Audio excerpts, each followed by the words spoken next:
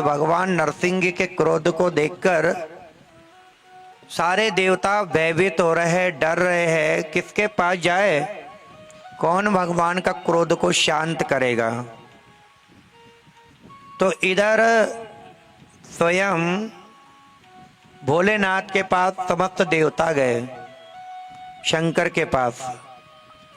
और शंकर के पास गए तो एक आपातकालीन ऐसी मीटिंग लगी कि भगवान से कहने लगे कि प्रभु, आज भगवान नरसिंह इतने क्रोध में हैं, इतने क्रोध में हैं कि उनका क्रोध को कोई सीमा नहीं है।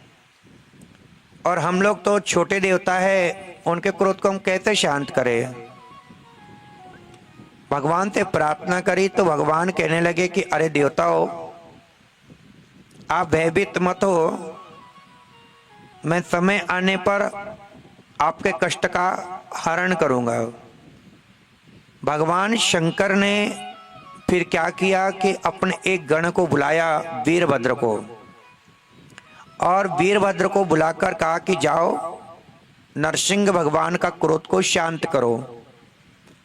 अब उस समय नरसिंह भगवान के पास जब वीरभद्र गया तो भगवान शिव की बड़ी प्रशंसा करने लगा और कहा कि भोलेनाथ त्रिलोकीनाथ ने मुझे भेजा है।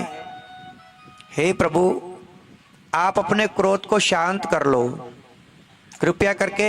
पूरा संसार भयभीत हो रहा है, संसार डर रहा है। हे नाथ, दीनानाथ, इतनी कृपा करो।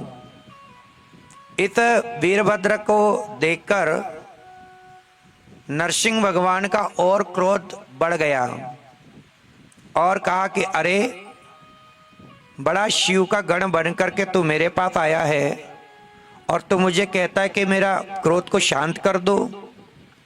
अरे, अगर अपने आप को सही सलामत रखना चाहता है तो तू वापस शंकर के पास चले जा।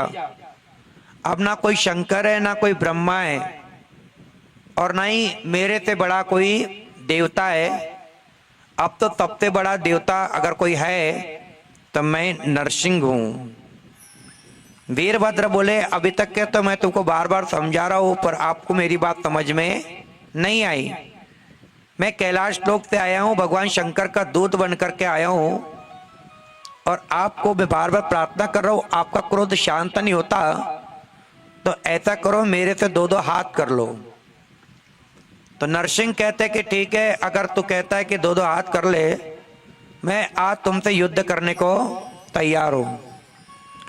आज वीरभद्र के साथ में नरसिंह भगवान का युद्ध होता है, और ऐसा युद्ध हुआ कि उस युद्ध को देखकर मानो सारे ब्रह्मांड कांपने लगा है कि एक तरफ तो शिव अवतार वीरभद्र है और एक तरफ भगवान नरसिंह भी नारायण का अवतार है।